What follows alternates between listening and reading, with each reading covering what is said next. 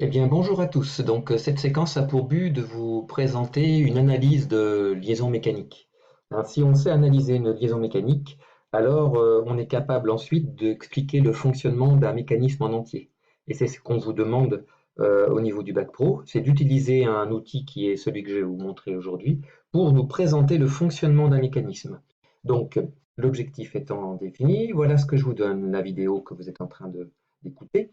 Le document de droite ici, qui lui vous est transmis en document papier.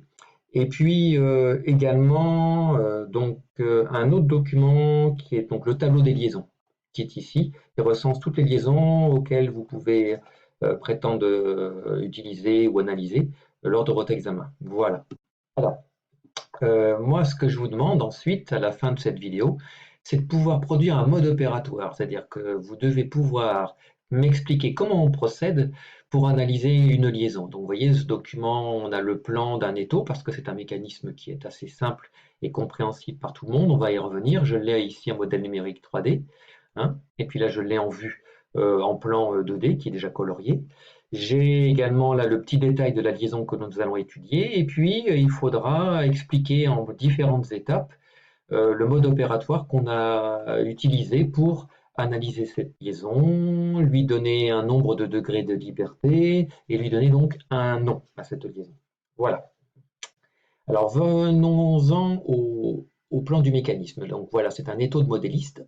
C'est intéressant parce que cet étau de modéliste est tout petit et il a l'avantage de regrouper plein de liaisons qui sont toutes différentes les unes des autres dans un tout petit mécanisme en fait, hein, qui est fixé ici sur un établi. Là, le mécanisme, je l'ai coupé en deux pour mieux voir un petit peu comment c'est à l'intérieur. Nous, ce qui nous intéresse surtout, c'est la partie supérieure du mécanisme. Je ne veux pas rentrer dans le détail du reste, on le verra plus tard. Mais dans cette partie supérieure, donc, il y a une pièce verte qu'on appelle un mort fixe, une pièce jaune qu'on appelle un mort mobile, qui lui peut bouger, hein, et puis une vis de manœuvre. Quand elle tourne, cette vis de manœuvre, elle fait translater le mort mobile sur le mort fixe. Et puis, il y a une tige de manœuvre, hein, qui permet, qui est à l'intérieur de la vis de manœuvre, là, vous voyez, qui peut bouger, et facilite la manutention de la vis de manœuvre. Et on peut comme ça serrer des pièces. Et quand on serre des pièces, on peut également incliner l'étau, vous voyez, de façon à pouvoir le positionner correctement par rapport à l'opérateur pour qu'on puisse l'usiner, la modifier assez facilement. Voilà, ce qui nous intéresse, nous, c'est la liaison entre la pièce qui est ici la tige de manœuvre, voilà, et la vis de manœuvre qui est ici. C'est juste à cet endroit-là. Voilà ce qui nous intéresse. Vous voyez, j'ai entouré ici, sur le plan de droite, la zone qui nous intéresse. Et donc, comment procède-t-on pour analyser une liaison mécanique? Eh bien, dans un premier temps, vous voyez, j'ai le plan ici à droite de l'étau et j'ai colorié toutes les pièces de l'étau avec un code couleur. Ce code couleur, il est simple. Toutes les pièces qui sont solidaires et qui ne bougent pas entre elles, eh bien, sont de la même couleur. C'est-à-dire que toutes les pièces rouges que vous voyez ici, elles ne bougent jamais entre elles. Les voici ici, hein. Ça constitue le corps de l'étau. Elles ne bougent jamais entre elles, donc elles peuvent être coloriées de la même couleur. Je pourrais les coller, les souder ensemble. Ça ne nuirait pas au fonctionnement de l'étau. D'accord? Là, pareil, en pièce marron, vous voyez, j'ai la molette, je vais vous la montrer ici. La molette ici en bas et la tige filetée qui est ici. Eh bien, ces deux pièces-là sont collées en fait, hein, parce que quand je tourne la molette, la tige tourne également et ça peut monter et descendre pour fixer l'étau sous l'établi. Bien. Donc ça, c'est la première étape. C'est donc d'identifier les groupes de façon à ce que ensuite on puisse, la deuxième étape, les colorier. La troisième étape, on va choisir maintenant deux pièces en contact, mais qui ont forcément une couleur différente, parce que si elles ont la même couleur, ça veut dire hein, qu'elles sont fixes l'une par rapport à l'autre. Et ça ne m'intéresse pas. Donc je vais choisir deux pièces en contact, donc je vais prendre ces deux pièces-là, la tige de manœuvre et la vis de manœuvre, et je vais décider d'analyser la liaison entre ces deux pièces-là, puisqu'elles sont de couleurs différentes, c'est possible. Par contre, avant d'analyser tout ça, là, cette liaison, je vais faire l'étape poubelle, c'est-à-dire que je vais jeter toutes les autres pièces à la poubelle, et voici ce qui m'intéresse, c'est uniquement ces deux pièces-là. C'est-à-dire que là, sur mon plan, hein, sur mon document, voilà, j'ai utilisé, donc je vais analyser la liaison entre cette pièce-là, hein, qui est la tige de manœuvre et la vis de manœuvre. Voilà. Ensuite, une fois que l'étape poubelle est intervenue, la cinquième étape, je vais identifier les surfaces de ces deux pièces qui sont en contact. Alors, je vais, pour les regarder, ces surfaces, vous voyez là, j'ai une surface cylindrique qui est une pièce mâle. Et voilà, je vais juste glisser un peu.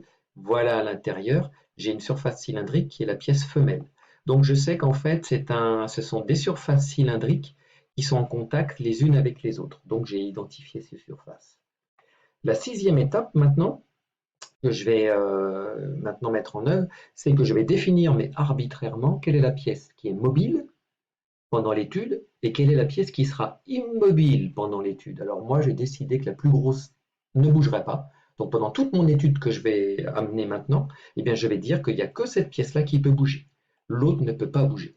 D'accord? Voilà, donc ça, on peut dire que c'est la pièce immobile et ça, on peut dire que c'est la pièce mobile. Ensuite, je vais positionner au centre de la liaison, c'est-à-dire que la liaison est ici, un repère OXY. Alors la liaison, je vais la regarder à nouveau sur cette vue-là. Je vais grossir un petit peu ici. Voilà. Et le centre de la liaison, il est là. Si je voulais vous montrer le centre de la liaison ici, avec une coupe, voilà, je vais valider ma coupe. On voit que le centre de la liaison ici, il se trouve, si je tourne la pièce, en plein milieu. C'est-à-dire que j'ai l'axe horizontal de la pièce bleu marine, l'axe vertical de la pièce bleu turquoise, et l'intersection des deux axes ferait un point. Et bien ce point, ça serait le centre de la liaison entre les deux. Alors je vais positionner ici un repère, vous voyez, ici j'ai un petit repère, et je vais le positionner, ce repère, pile poil au centre de la liaison. Donc voilà, je vais encore grossir un petit peu, et on voit maintenant ici que la liaison avec le repère O. Alors le O n'existe pas là, vous voyez, il serait à l'endroit de ma petite flèche, là je ne l'ai pas mis. Par contre, l'axe Y est vertical, l'axe X est horizontal, et l'axe Z, en fait, il va vers vous. Il est perpendiculaire à votre écran d'ordinateur, il va directement vers vous. D'accord? Donc ça y est, là j'ai positionné un axe qui vont me permettre, ces axes, de définir les différents mouvements possibles. Bien. Alors une fois que j'ai positionné mon repère, je vais bouger, j'annule cette coupe, je vais pouvoir bouger la pièce qui est donc mobile. Donc la seule pièce mobile, c'est celle-ci. Et là, je peux la bouger dans tous les sens. Par contre, ce que je dois faire aussi, il faut le savoir, c'est que je ne dois pas séparer les pièces. Là, je n'ai pas le droit de faire ça. Il faut impérativement que les pièces soient tout le temps liées l'une avec l'autre. Ne jamais séparer les pièces. Et là, je fais tous les mouvements possibles. Vous voyez, je peux tourner la pièce, on le voit ici, sur elle-même, mais je peux monter et descendre aussi. Mais je ne peux pas faire d'autres mouvements. C'est-à-dire que si je regarde l'axe X, il faut que je vous apprenne à définir les 6 mouvements possibles qu'il peut y avoir.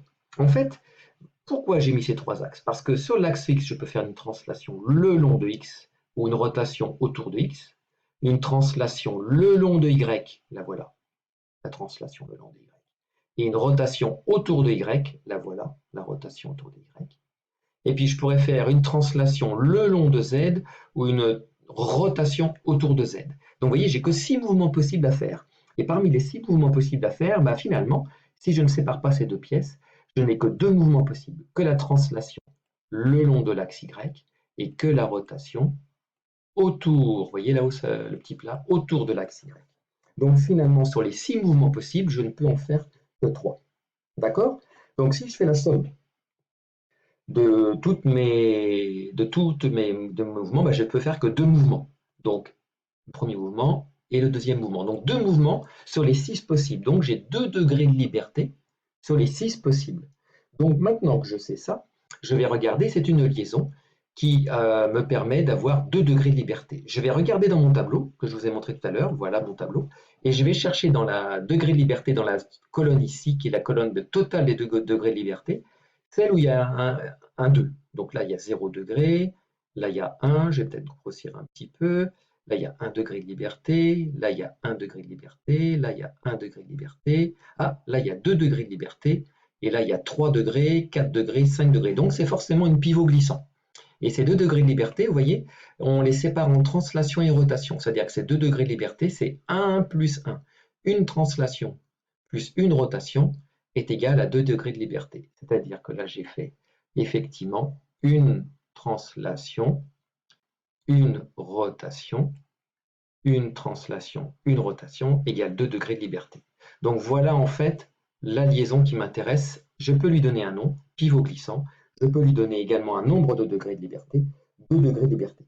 Donc maintenant, cette liaison-là, eh bien, elle est identifiée. Je peux la dessiner. Alors pour la dessiner, cette liaison pivot, j'ai trois possibilités pour la dessiner. Je vais vous montrer, voilà, là on vous en montre deux. Une possibilité, une vue de face et puis une vue de côté, et une vue en perspective, d'accord? Face, côté, perspective. Et si je descends plus en bas, voilà ici en fait, je vais vous la présenter un peu plus claire, voilà. La liaison pivot, toujours avec le repère à chaque fois, et ça c'est trois fois la même liaison pivot. Et nous, en fait, tel qu'on est là, on serait plutôt sur la troisième partie. C'est-à-dire que ici, si on dit que ça c'est la tige de manœuvre en rouge, tige de manœuvre en rouge, tige de manœuvre et tige de manœuvre en rouge. Là, c'est une poignée. Là, c'est une poignée. Vous voyez, là, c'est comme si on avait effectivement comme un espèce de pistolet avec la poignée. Donc là, je peux tirer, je peux faire translation gauche-droite et rotation autour de X. Si je prends celle-ci, translation avant-arrière et rotation autour de Z. Et ici, translation haut-bas et rotation autour de Y. Translation haut-bas et rotation autour de Y. Donc on est bien dans ce dessin-là. Si je devais choisir un dessin pour représenter cette liaison-là qui est en 3 dimensions, je prendrais ce dessin-là, puisque là, le mouvement de translation est vertical. Là, le mouvement de translation, il est horizontal et il va de l'avant vers l'arrière pour vous. Et là, la translation, elle est toujours horizontale, mais elle va de gauche à droite pour vous. Gauche-droite au niveau de la translation, avant-arrière au niveau de la translation, haut-bas pour la translation, donc translation haut-bas. Donc voilà, ici, mon dessin qui correspond à cette liaison-là. Et là, vous voyez, on a mis les degrés de liberté, les 3 translations et les 3 rotations, selon les 3 axes, selon les 3 axes. Et donc là, on peut faire une translation le long de Y, donc c'est translation Y égale 1, et on fait une rotation autour de Y, donc RY égale 1. Par contre, vous voyez les autres, hein, il y a toujours 2 degrés de liberté à chaque fois, mais là, les translations, elles sont le long de l'axe Z, et là, la translation, elle est le long de l'axe Y. Donc, en fait, on a représenté effectivement la même liaison, mais les degrés de liberté, ils sont toujours égaux à 2, mais pas positionnés aux mêmes endroits. Voilà maintenant, en gros, ce que j'avais à vous dire sur l'analyse de liaison mécanique. On aura bien entendu des applications un peu plus tard. Bon courage à vous!